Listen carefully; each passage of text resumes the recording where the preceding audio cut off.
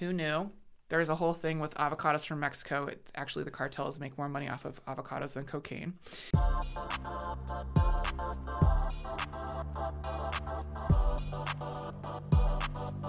Amanda, Brittany, Yes. Thank you for coming today. Happy to be here. So you have a really interesting tech project, not project, but business and product, excuse me. It's particularly relevant to me. I have a friend whose kids have really bad nut allergies, and they made this burger at home. They knew where the meat came from. They knew where the bun came from. They were totally good with it. The only X factor they had was this like sauce that they put on. I think it was like a hot sauce or some barbecue sauce or something. So they put it on, and instantaneously the kid takes a bite and he's like, I don't like this burger. Like, I don't like that. He couldn't even really articulate what was bothering him about it. And within 10 minutes, he was turning purple, EpiPen in the leg, ambulance on the way. And they got a hold, like the kid survived. It was a horrible ordeal. It was hours and like all kinds of things. They get on the phone with the sauce company the next day. And the sauce company's like, no, it wasn't us. Like, well, what do you mean? Like, it was literally just this ground beef and this bun. Like, what do you mean it wasn't? They're like, no, I don't think it came into contact with anything. Hence, they're never buying from the company again. They let all their friends know who have allergies. And they just have a great skepticism and now distrust of this company, but skepticism with companies in general. What's your product and how does it relate to that? You know, Viision has a whole suite of products, but probably, and that's near and dear to my heart. My kids have issues as well. I have a son who goes into anaphylaxis. It's happened before. And part of what happens is that companies send out an ingredient. They don't have peanuts in their facility. They don't have cashews in their facility. But items go on trucks with other things. They interact with other things. And because companies don't always have a clear vision through their supply chain, they actually can't tell you what it came in contact with. They actually don't know. Having a clear line of sight from raw ingredients through manufacturing, bottling, shipping, and placement in store is critically important, not just for the company. They need that too to understand their costs and everything else, but for the consumer on the other end. It's a safety factor for everyone involved in our food supply chain. Gosh, man, so what do you guys do to help not just help people articulate, but record how the food is moving around? So we have a blockchain product that is our own. We created it in-house. And we have the ability to pull information from existing systems to be able to track not just what's visible in your normal supply chain, but also what's visible within your transportation system, what's visible within your building management system. So those are pieces of data that have never actually been connected before in a cohesive manner. So most of the time, like Brittany said, people don't know what the problems are that they're going to be facing. They don't know that these things have happened in other parts of the supply chain that they can't see, right? And so for what we do is we provide visibility to all of those things to both large corporations and also to small and medium-sized purveyors. So you have the ability, no matter what part of the spectrum you sit on, to be able to see the same things. So you guys essentially aggregate information from a myriad of sources to help build a larger picture of what the lifespan from like the inception until delivery of certain products are. Correct. And how does that, like, what does the average person do with that data? So like the sauce example is a really good example because it allows consumers to have more confidence that when somebody says, hey, it has not come into contact with like tree nuts or something like that, they have a lot more confidence. It's like, okay, this really, really has not. But are there alternate uses for that type of information aside from just, hey, Brittany's going to be more confident in this particular product? This podcast is brought to you by MTU Studios. If you're looking to start a podcast or need content for your business or personal use, content of any type, please reach out to MTU Studios. MTUstudios.com. We'd love to help. Yeah, so with the same data set, you can do things like see if a small or medium-sized farmer has been able to create efficiencies that nobody else has been able to see before. So just as an example, something that I learned coming up here to Idaho from Southern California, where in Southern California, most people that live there, at least on the coastal region, purchase everything from a store, right? They don't actually see where it's made or manufactured or produced. And when you move up to a place like Idaho, what's so unique is that people here actually do the thing. Like they create product, they do their own things in house. And it is so unique to the lifestyle that you have here, which it really changed my perspective on what technology can do. And what it did for me after seeing it, I went from really focusing on big corporates to thinking through from a small and medium-sized farmer perspective or producer's perspective, what can we do to help those people have the same access to information, right? And in this case, what we can do is that we help them to do things like they create an efficiency in water savings because people are so intuitive when they do it on a smaller scale about cost savings, for instance, right? So if water is less accessible and they need to do something different with water, they'll create an efficiency. And then they normally aren't getting in the supply chain where they're selling to larger purveyors or to large grocery stores. They're not getting any compensation for that efficiency that they've created. In this case, we can actually help them trace what they did and demand higher payments from the larger purveyor or from the grocery store because consumers do want that transparency and they do a lot of times want to know, hey, am I buying something that's more responsible for the environment or to the environment, or am I buying something that is, can I for sure know what's in this thing? And if you have it coming direct as close as you can get from that consumer to the producer, the more likelihood you are to know what's actually in the thing, right? Okay, so say I'm a small farmer and I figure out a way to use half as much water to produce an almond, right? Essentially what you're saying is there's value in that data. There's value in the consumer understanding, hey, this almond that I'm now consuming, instead of taking a gallon per almond, it's actually a half gallon per almond.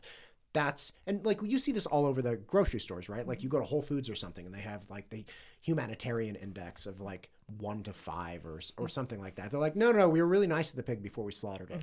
And it's like, or like it's a 2 or something. I don't know. The pig had a name. I have no idea. But the point is there's essentially, this is kind of what large data companies figured out a long time ago, but it doesn't sound like it has ever really been applied to, say, small scale farmers, right? Like Google was the first one to realize, hey, it's valuable for us to know what people are asking, right? What we're going to do with that, I don't know. I don't know what the value is, but it's valuable to know. Same thing with, Netflix or YouTube or whatever. It's like aggregating that data about consumer trends all of a sudden became this valuable thing. And we, of course, willingly give up our own consumer preferences on social media platforms. It's like, you are the product, right? The consumer is the product, right? You're not actually doing anything. You're just giving them a marketing mechanism, which in my mind, honestly, is not that different than legacy television anyway, right? Like they were really just giving you Nickelodeon so you'd watch the commercial for the Nerf gun, right? Like everybody kind of gets this. It's just, it seems dirtier that it's on our phones or something. I don't know. But the point is,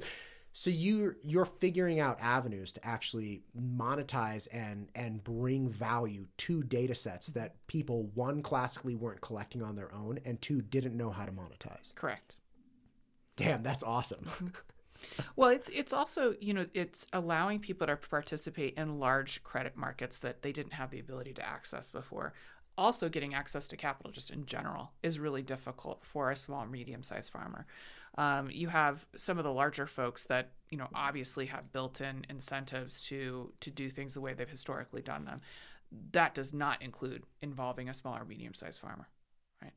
So if you can help these smaller groups get access to direct capital or access to the credits that are being monetized by the big folks, it opens a whole new set of doors for them. And so instead of, look, if you think about just in a ranching operation, for instance, you're operating on margins that are 5-6%. So as you operate on that 5-6% margin, you're now dealing with, if anything happens during your cycle, you're screwed. Right. Like you got no options, right? So if you can figure out how to increase the margins for things like a regenerative cattle hide, for instance. A bunch of people want to buy purses from regenerative cattle. Though previously those hides were going into the landfill and decomposing and off-gassing methane. Okay, so now we do a calculation. That previous hide was going to the landfill, off-gassing methane. Now it's going into somebody's purse. So there's a net savings to the environment of XYZ, right? Now we've increased the margin by 10%. That's a big deal, right? For that cattle rancher. Oh, big deal. So that allows, them to cover for a whole bunch of other things if they have weather events or whatever, and in general make years exponentially more valuable than they were before. So, and the problem obviously that I would assume most people ran into is like, how do you actually calculate that? Like, how do you account for these things that you could classically use for credits? Because I mean, the average cattle farmer is probably not calculating methane loss and things of this nature. It's just whatever. It's just practice. So your technology actually helps them say like, hang on.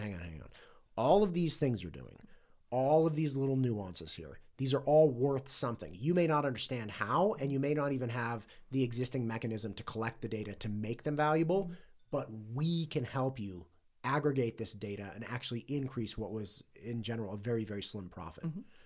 Yeah, we have the ability to do that, and also to recognize new trends, for instance. So we have the ability for a part of our technology suite allows somebody to take a picture of what they're doing in the field and actually store that in a block, the picture itself.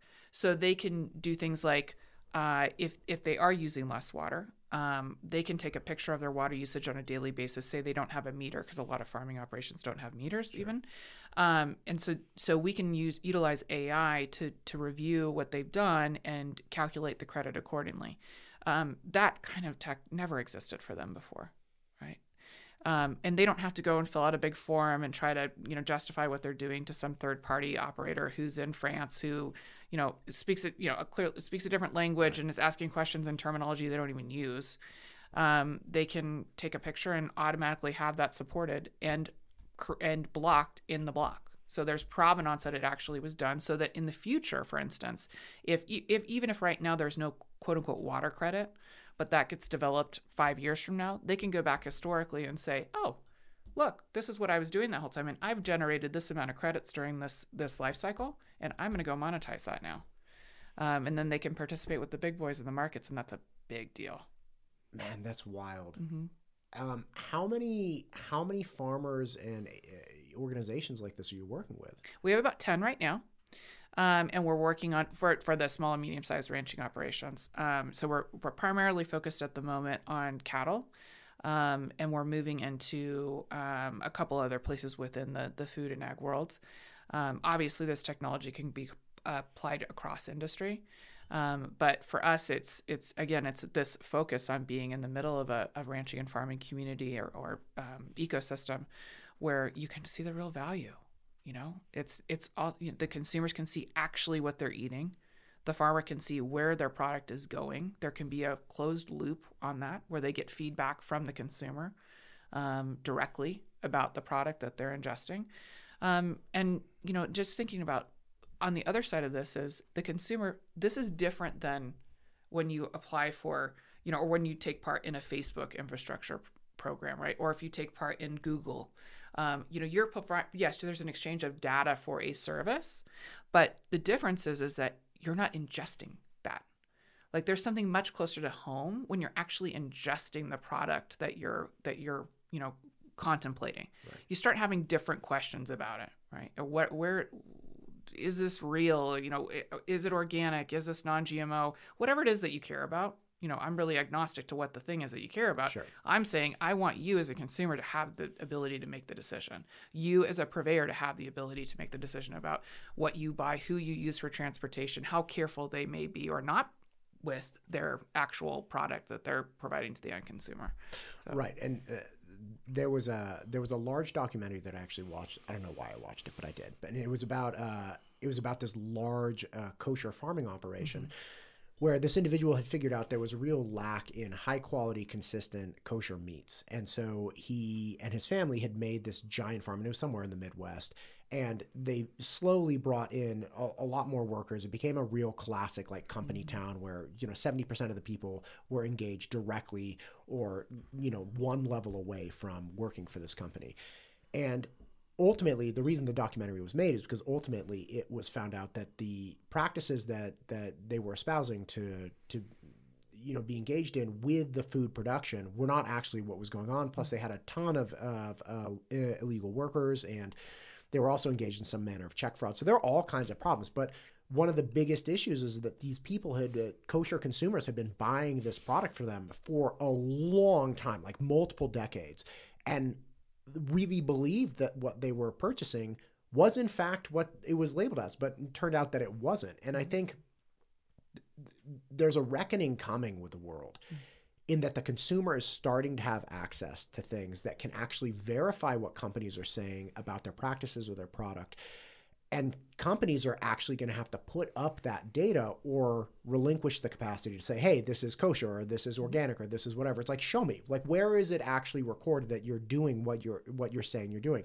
And we see this obviously with mislabeling of things, right? Or when organic was getting pretty widely understood in the early 2000s, there was a tangential movement towards natural, right? And it was like, well, what does the natural even mean? They're like, well, it's just like they couldn't define it, but they were using it as a marketing ploy to actually get something out of the consumer, because the consumer felt like they had a better shot of having like a happy chicken or like a happy cow or something. When in reality, it was an absolute nothing. It was like Blu-ray and DVD, right? Like they were trying to fight for market share of having essentially the moral high ground with the consumer.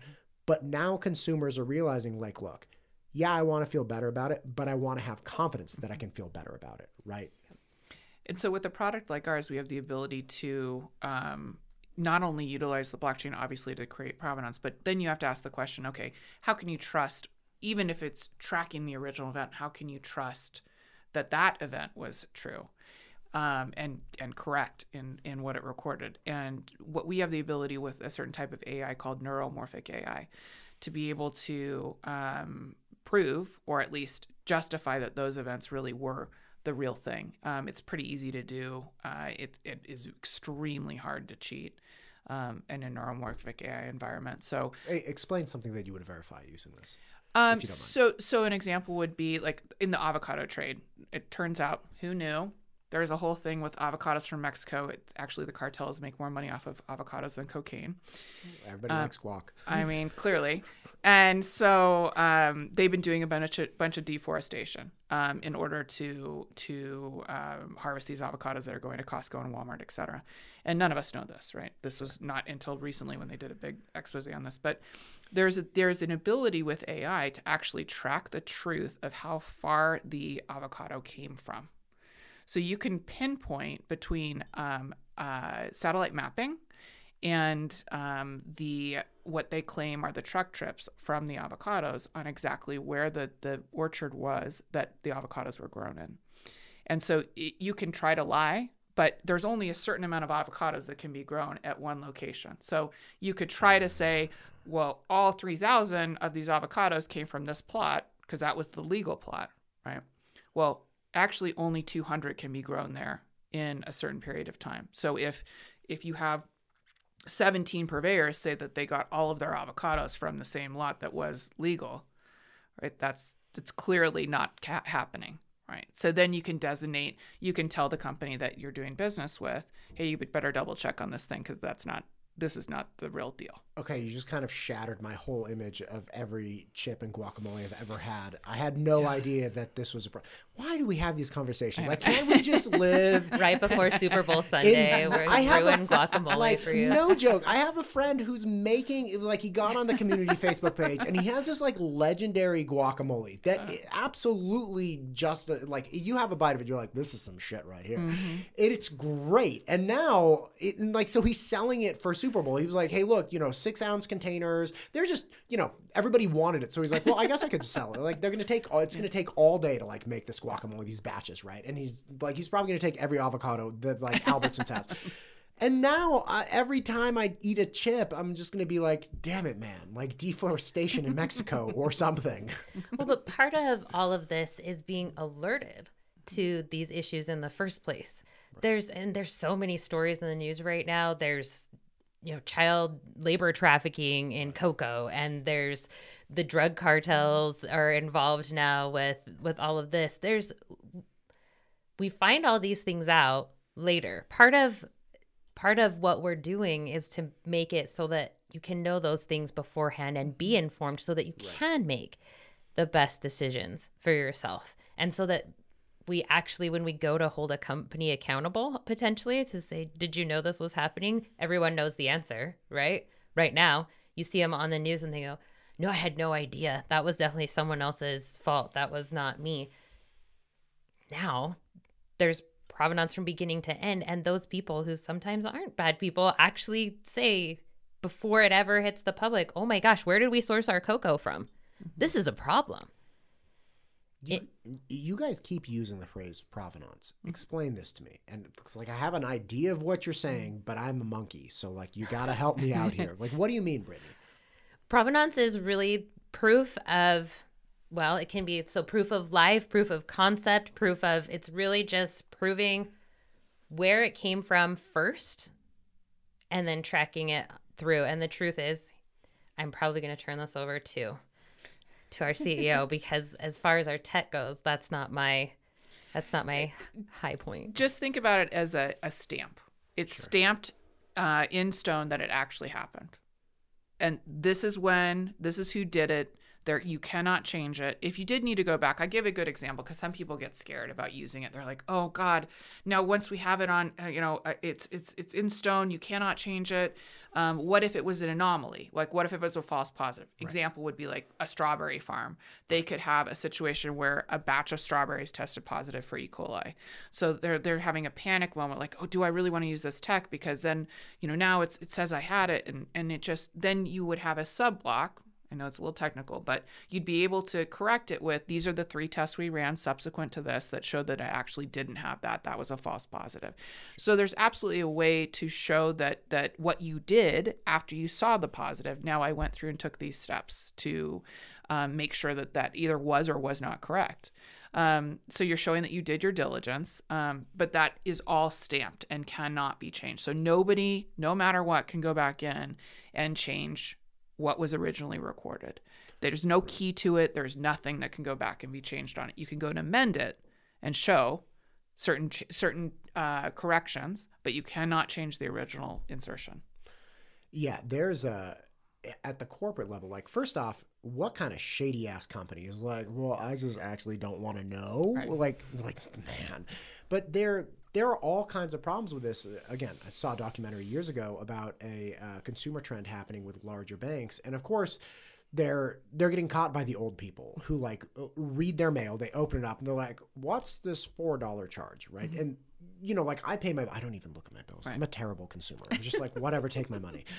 And people that really dug in, and there was this an example of an elderly woman who like, hey, you put this $5 charge on here. I didn't sign up for this thing, right? And they're like, no, you did. And she's like, no, I really didn't. And then they supplied out of nowhere this form where her husband had signed up for this service, and it was dated and the whole thing. They're like, here, look, your husband signed up for it. She's like, that's funny because he died 5 years ago.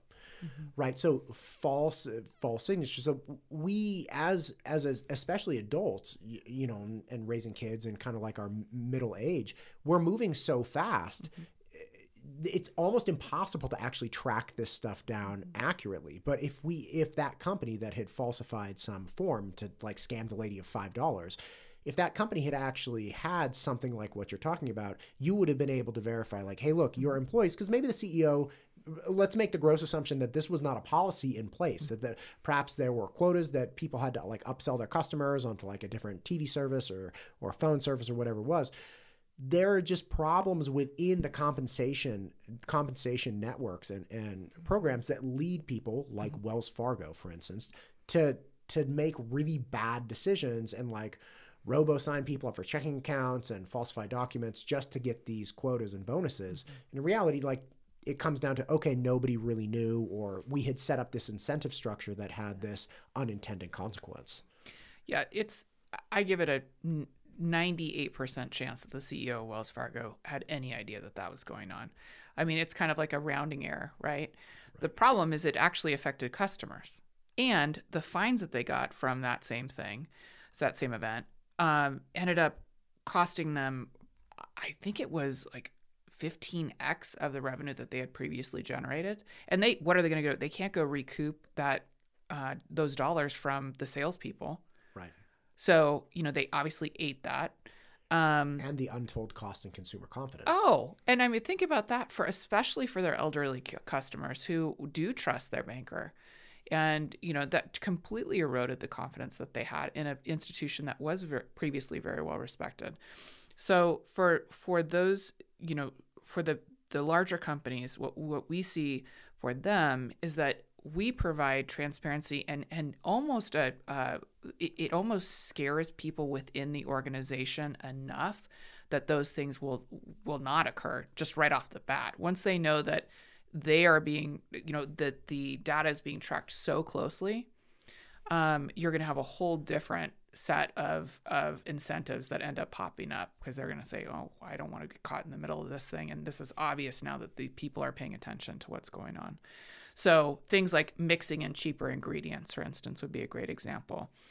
Somebody along the supply chain, within a packaged good may be the second person in the chain of custody of that good, may say, well, I have this extra, type of flour, and it may not be exactly the type of flour that I'm supposed to be putting in here, but it flows through the system. And then somebody gets sick from it because somebody believes what's on the label.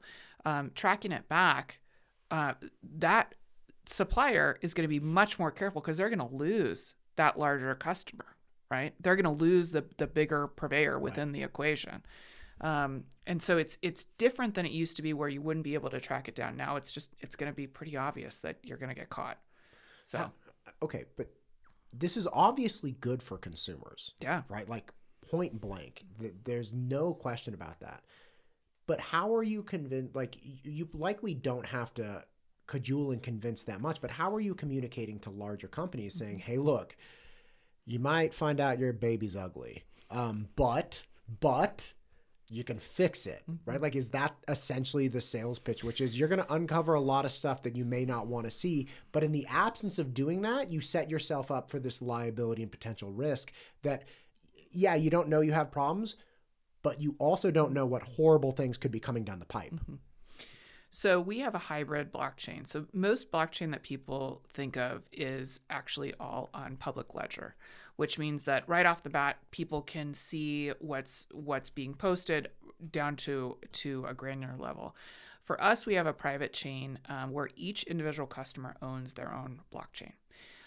That gives the customer, in this case, a larger company, the ability to take a beat, look at the information and say, oh boy, like we didn't even know that some of this stuff was in here. Let's fix it before we are sharing this with the general public.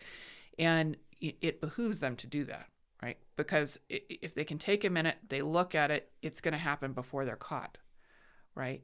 They can fix the problem before it becomes a huge, huge ordeal for them and completely erodes their. I mean, look what just happened with Boeing and Alaska Airlines. I mean, it's a disaster. They didn't even know who actually installed the part. Right. The cost that was on the door that blew off. I mean, that's insane. It's an airplane. It's a little unnerving, I'll be honest. Yeah. I'm not excited about flying anytime soon.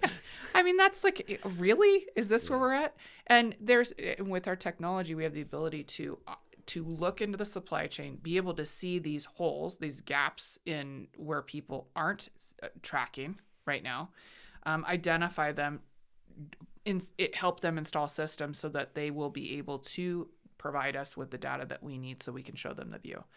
Right. And with that, every company in the world would be ridiculously stupid not to have something like what we have. Right. And again, just from the liability standpoint, I had a cousin who's like, is a little different. All right. But again, he's my cousin. I love him. He's great. He's just different. At one point, he was employed by this chemical company in the Bay Area. And like, I don't even know what the shit he did, but he was doing something for them. And he was in charge of signing off on some of their protocols and making sure that they were disposing of, these dangerous chemicals appropriately. And at one point, he actually ended up leaving the company for a myriad of reasons, I'm sure. But at one point, his manager, who was in charge of him, was like, hey, yeah, we could wait for this hazardous material truck to come and like we could load up these liquids. And he was like, or there's a drain right there. And the emphasis was obviously like, hey, look, just fucking sign the form and let's get this acid out of here. And nobody's going to care. It's going to go into the bay. No one's going to track it. Like, just be cool. And it was this horrible thing. Now, again, let's make the assumption that the CEO did not know this was going on. You have bad management somewhere along the line. My cousin eventually was like, yeah, I'm not doing this anymore. This is insane. And he left. Good for him. But you can't always depend on the manager and the employee, having a conflict and then the employee leaving. There are many cases, and I think even other people that he was working with that were like, yeah, just throw it down the drain. Just throw it down the drain. Well, the CEO then is naive. He's going to be in trouble for this. The company he's in charge of is going to get these massive fines. So it's kind of like, look, again, you don't want to know that your baby's ugly, but you'd rather know so you could address it before some EPA guy shows up and it's like, you've been dumping hundreds and hundreds of gallons of acid directly into the bay. Here's a $10 million fine and your company goes under. Yeah. And so in that case, there's a great example. Chemicals are a really good example because you have the scenario where if you know the industry standard of a plant a certain size should be disposing of XYZ amount with a hazardous waste pickup truck, right? The hazardous truck is showing that they're collecting 2 of whatever the thing is. And in industry-wide, they should be collecting 22, right? There's a problem. And nobody's connecting the manifests right now with the industry standard for disposal. It just isn't happening.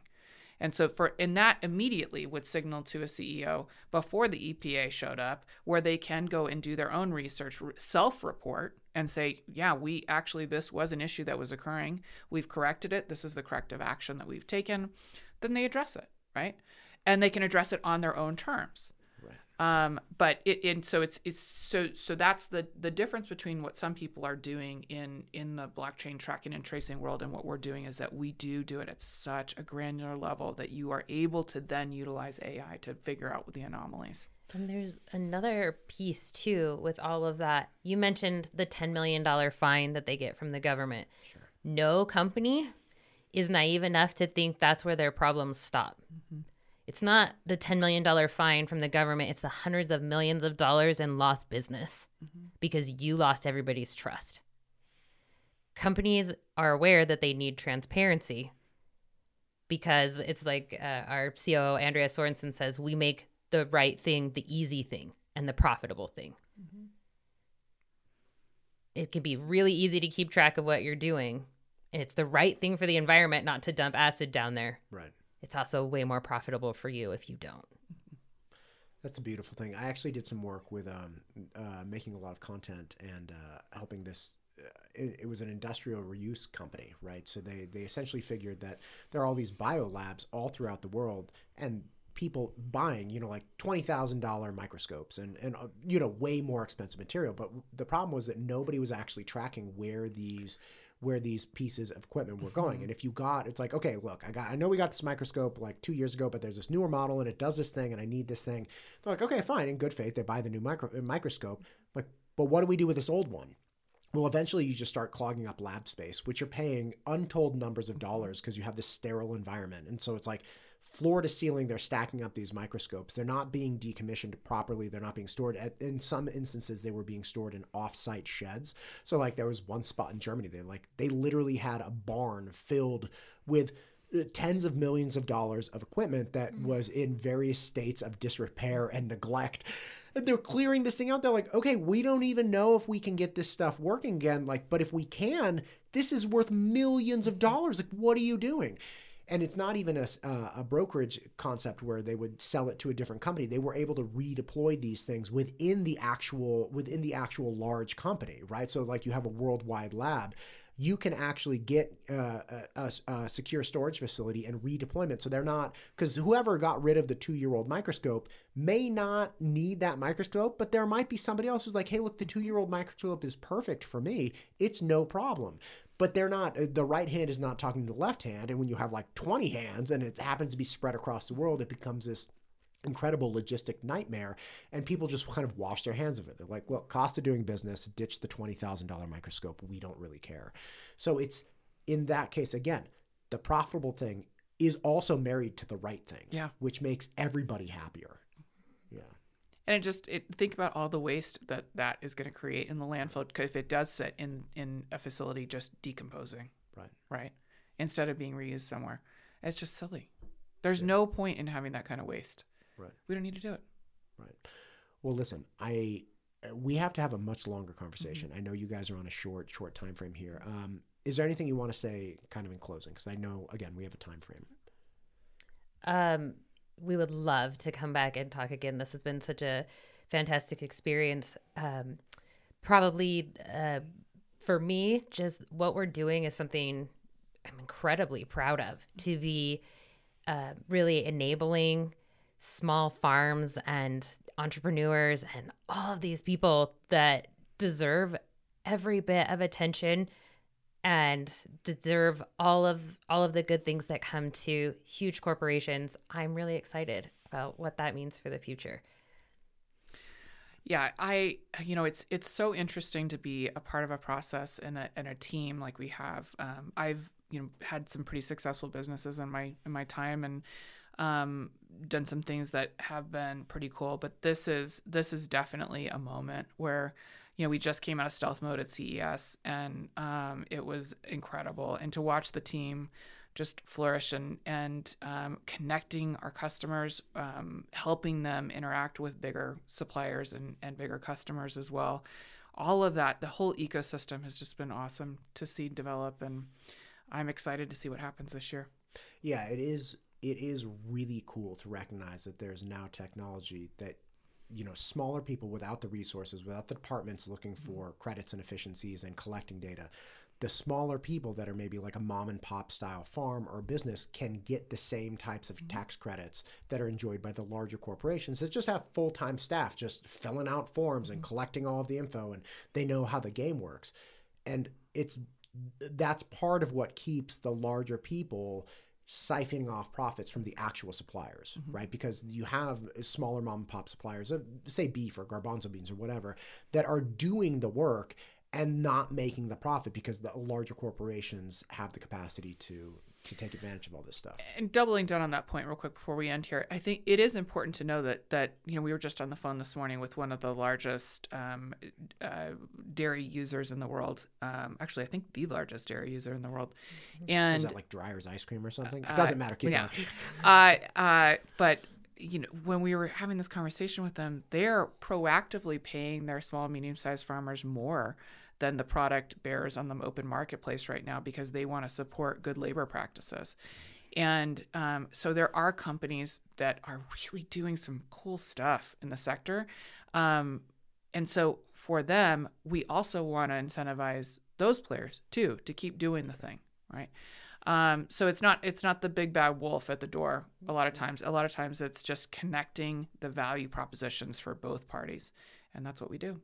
That's beautiful. Well, thank you for coming on. We'll absolutely get another one lined up because I actually have a ton of questions. And again, don't have enough time today, but we'll make it happen. So thank you for coming in. Thanks, Matt. Thank you. This podcast is brought to you by MTU Studios. If you're looking to start a podcast or need content for your business or personal use, content of any type, please reach out to MTU Studios. MTUstudios.com. We'd love to help.